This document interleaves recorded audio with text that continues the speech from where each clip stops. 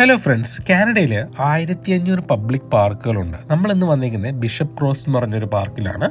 മിഹയുടെ ഓഫീസിന് അടുത്തുള്ളൊരു പാർക്കാണ്. ഞാനും മിച്ചു സ്ഥിരമായിട്ട് വരുന്നൊരു പബ്ലിക് പാർക്കാണത്. ഇതിൻ്റെ കാർ പാർക്കിംഗ് സ്പേസാണ്. ഞങ്ങൾ വന്നപ്പോൾ വലിയ തിരക്കൊന്നും ഉണ്ടായിരുന്നില്ല. അങ്ങനെ നമ്മൾ വന്നത് ബോളും കൊണ്ടാണ്. ഇവിടെ തൊട്ടടുത്ത് പാർക്കിൻ്റെ ബാക്കിലായിട്ടൊരു വലിയൊരു ഫുട്ബോൾ ഗ്രൗണ്ടും ഉണ്ട്. അപ്പോൾ അവിടെ വന്ന് കുറേ നേരം ഫുട്ബോൾ കളിക്കും. കാരണം ഇച്ചുനെ വിളിച്ചുകൊണ്ട് വന്നതിന് ശേഷം മിഹേനെ ഓഫീസിൽ നിന്ന് വിളിക്കാൻ വേണ്ടി 1.5 മണിക്കൂർ ഗ്യാപ്പുണ്ട്.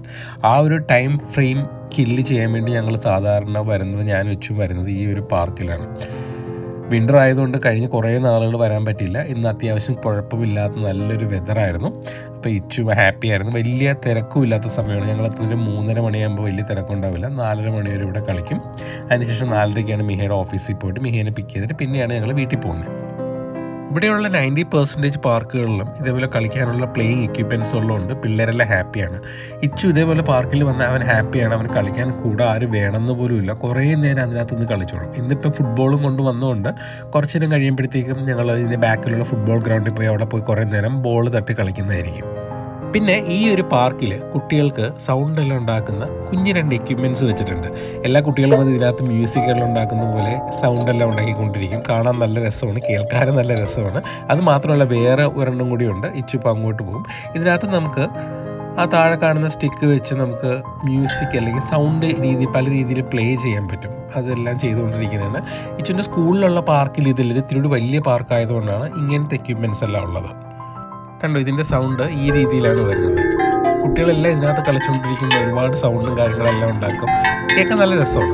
പിന്നെ ഇവിടെയുള്ള കുറേ എക്യുപ്മെൻറ്റ്സും 3 വയസ്സ് താഴെയുള്ള കുട്ടികളുടെയും 5 വയസ്സ് താഴെയുള്ള കുട്ടികളുടെയാണ്. ഇതെല്ലാം 3 വയസ്സ് താഴെയുള്ള കുട്ടികളുടെ. പക്ഷേ ഇച്ചുവിന് അതിനകത്തേക്ക് ഇരുന്ന് കളിക്കാൻ ഭയങ്കര രസമാണ്. അവർ ആ സമയം കൊണ്ട് അതിനകത്തേക്ക് കയറിയിരുന്നു കുതിരയിരുന്ന് ആടിക്കൊണ്ടിരിക്കും. ഇത് കാണുമ്പോൾ തന്നെ അറിയാം, ഒരു 3 വയസ്സ് അല്ലെങ്കിൽ 5 വയസ്സ് താഴെയുള്ള കുട്ടികളുടെയാണ്. അവനിപ്പോൾ 6 വയസ്സായി ഇച്ചുവിന്.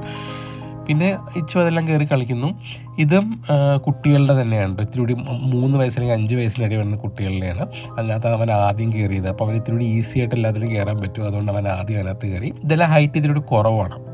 പിന്നെ ഞാൻ പറഞ്ഞു അവിടെ ഇന്ന് കളിക്കേണ്ട, അവൻ്റെ പ്രായത്തിലുള്ള എക്യുപ്മെൻറ്റ്സിൽ പോയി കളിക്കാൻ പറഞ്ഞു. അപ്പോൾ അവൻ അവിടെ നിന്ന് ഇറങ്ങി നേരെ ഓടി അതിൻ്റെ അപ്പുറത്തുള്ളതിലോട്ട് അവൻ പോയി. അപ്പുറത്തുള്ളത് ഇത്തിരി ഹൈറ്റ് കൂടുതലാണ്. ഇവൻ്റെ പ്രായത്തിലുള്ള 5 മുതൽ 6, 7, 8 വയസ്സുള്ള കുട്ടികൾക്കുള്ളതാണ്. അവൻ നേരെ അങ്ങോട്ട് ഓടിപ്പോയി. അത് ഇത്തിരി ഹൈറ്റ് ഉള്ളതാണ്, കാണുമ്പോൾ തന്നെ അറിയാം അല്ലേ. ഇച്ചു ആദ്യം കാനഡയിൽ വന്ന സമയത്ത് സ്കൂളിൻ്റെ ബാക്കിലുള്ള കുഞ്ഞ് പാർക്കിലുള്ള എക്യുപ്മെൻറ്റ്സ് കയറാനൊക്കെ അവന് ഭയങ്കര പേടിയായിരുന്നു. ഊഞ്ഞാലാടാനും ഇതുപോലുള്ള എക്യുപ്മെൻറ്റ്സിൽ നിരങ്ങി ഇറങ്ങാനൊക്കെ അവന് ആദ്യം ഭയങ്കര പേടിയായിരുന്നു. ചിലപ്പോൾ അവൻ്റെ ഏജിൻ്റെ ആയിരിക്കും. അന്ന് അവന് 4 വയസ്സായിരുന്നുള്ളൂ, ഇപ്പോൾ 6 വയസ്സായി. ഇപ്പോൾ അവൻ ഭയങ്കര എക്സ്പേർട്ട്. ഇതിനകത്തൊക്കെ കയറാനും ചാടി കയറാനും കൂട്ടുകാരൊന്നും വേണ്ട. ഒറ്റയ്ക്കാണെങ്കിലും അവനെല്ലാത്തിനും കയറാൻ പറ്റുന്നുള്ളൊരു ധൈര്യവും ആത്മവിശ്വാസവും എല്ലാം വന്നിട്ടുണ്ട്. പിന്നെ പാർക്കിൽ കളിക്കുക എന്നുള്ളത് അവന് ഭയങ്കര ഏറ്റവും ഇഷ്ടമുള്ളൊരു കാര്യമാണ്. ഏത് റോഡിലൂടെ പോകുമ്പോഴേക്കും നമുക്ക് ഒരുപാട് പാർക്കുകളെല്ലാം കാണാൻ പറ്റും. ഏത് പാർക്കാണെങ്കിലും കുറച്ചേരം നിർത്തുക, നമുക്ക് കുറച്ചേരം കളിച്ചിട്ട് പോകാമെന്നൊക്കെ എപ്പോഴും പറയും. അതുകൊണ്ട് പാർക്കിൽ പോവുക, അവിടെ കളിക്കുക എന്ന് പറഞ്ഞു കഴിഞ്ഞാൽ അവൻ്റെ ജീവിതത്തിൽ ഏറ്റവും സ്വർഗം കിട്ടിയ ഒരു നിമിഷം പോലെയാണ്. കണ്ടോ, ഇതെല്ലാം കളിച്ച് അവൻ ഭയങ്കര ഹാപ്പി ആയിരിക്കുന്നുണ്ട്. ഇത്തിരി ഹൈറ്റുള്ള ഭാഗം നിന്ന് എടുത്ത വീഡിയോ ആണ്. ഇതിനകത്ത് നമുക്ക് പാർക്കിൻ്റെ ഫുൾ വ്യൂ കിട്ടുന്നുണ്ട്. ഇതിൻ്റെ ബാക്കിലായിട്ടാണ് ഞാൻ നേരത്തെ പറഞ്ഞ ഫുട്ബോൾ ഗ്രൗണ്ട് ഉള്ളത്. ഇച്ചു പാർക്കിലെ കളിയെല്ലാം മടുത്തു. ബോൾ നേരെ ഫുട്ബോൾ ഗ്രൗണ്ടിലേക്ക് തട്ടി. ഇതൊരു പ്രൊഫഷണൽ പ്ലേയേഴ്സ് കളിക്കുന്ന പോലുള്ളൊരു ഗ്രൗണ്ടാണ്. വീക്കെൻഡിലെല്ലാം ജേഴ്സി എല്ലാം ഇട്ട് ആൾക്കാരിവിടെ ഫുട്ബോൾ കളിക്കുന്നത് കണ്ടിട്ടുണ്ട്. പിന്നെ ഈ ഒരു സമയത്ത് വന്നാൽ വൈകുന്നേരം 3 മണി 4 മണിയുടെ ഇടയിൽ വന്നു കഴിഞ്ഞാൽ ഇവിടെ പൊതുവേ ആരും ഈ സമയത്ത് വന്ന് ഫുട്ബോൾ കളിക്കുന്നത് കണ്ടിട്ടില്ല. വീക്ക് ഡേയ്സിൽ വലിയ തിരക്കില്ലാത്തതുകൊണ്ട് എനിക്കും മിച്ചുവിനും അത്രയും വലിയൊരു ഗ്രൗണ്ടിൽ വലിയൊരു ഗോൾ പോസ്റ്റിൽ കുറേ നേരം ഫുട്ബോൾ തട്ടി കളിക്കാൻ പറ്റി. ആരും കാണാനും കേൾക്കാനും ഇല്ലാത്തതുകൊണ്ട് ഞങ്ങൾക്ക് ഇഷ്ടമുള്ളതുപോലെ ഓടി കളിക്കാൻ പറ്റും. പിന്നെ ഇത് നല്ല അടിപൊളി വെതറായിരുന്നു. കുറേ നാളുകൾക്ക് ശേഷമാണ് ഇത്ര നല്ലൊരു ബ്ലൂ സ്കൈയും വിത്ത് ക്ലൗഡ് നമുക്ക് കിട്ടുന്നത്. അപ്പോൾ അത് മാക്സിമം എൻജോയ് ചെയ്യാനും പറ്റി. ഇച്ചും ഭയങ്കര ഹാപ്പി ആയിരുന്നു. കുറേ നാളുകൊണ്ട് വീട്ടിൽ തന്നെ ഇരിക്കണമായിരുന്നു. ഇപ്പോഴാണ് ഒരു പാർക്കിൽ ഇറങ്ങി ഫുട്ബോളെല്ലാം തട്ടി കളിക്കുന്ന ഒരു സ്ഥിതിയിലെത്തിയത്. ഇപ്പം ഡിസംബർ തൊട്ട് ഇപ്പം മാർച്ച് വരെ വീട്ടിൻ്റെ അകത്ത് തന്നെയായിരുന്നു. ഇവൻ്റെ കൂടെ കളിക്കാൻ പോകുന്നത് എനിക്കും ചെറിയൊരു എക്സസൈസാണ്. 1 മണിക്കൂർ ഇവൻ്റെ കൂടെയും കുറേ നേരം ഓടിച്ചാടി കളിക്കാൻ പറ്റും. ഞങ്ങളും ഈ പറഞ്ഞ പോലെ വിൻ്റർ മുഴുവൻ വീട്ടിൻ്റെ അകത്ത് തന്നെയായിരുന്നു. പുറത്തൊന്നും പോയില്ല. ജസ്റ്റ് ഷോപ്പിങ്ങിന് പോകുമ്പോൾ നടപ്പും കാര്യങ്ങളെല്ലാം ഉണ്ടായിരുന്നുള്ളൂ. സമ്മർ ആകുമ്പോഴാണല്ലോ ഇങ്ങനത്തെ ഒരുപാട് എൻജോയ്മെൻറ്റും കാര്യങ്ങളെല്ലാം വരുന്നത്. ഇവിടെ അങ്ങനെ നമുക്ക് കുറേ നേരം ഇരുന്ന് കളിക്കാനും ടൈമില്ല. 3:30 മണി മുതൽ 4:30 മണി വരെയാണ് ഞങ്ങളിവിടെ കളിക്കുന്നത്. അത് കഴിഞ്ഞിട്ട് 4:30ക്ക് മിഹേൻ ഓഫീസിൽ നിന്ന് പിക്ക് ചെയ്യാൻ പോകണം.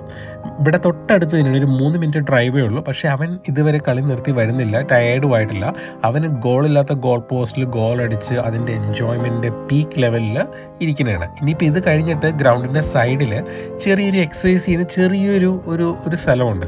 അവിടെ പോയി നിന്ന് കുറേ നേരം എക്സസൈസും ചെയ്യും. ഇതാണ് അവൻ്റെ ഒരു റെഗുലർ റൂട്ടീൻ.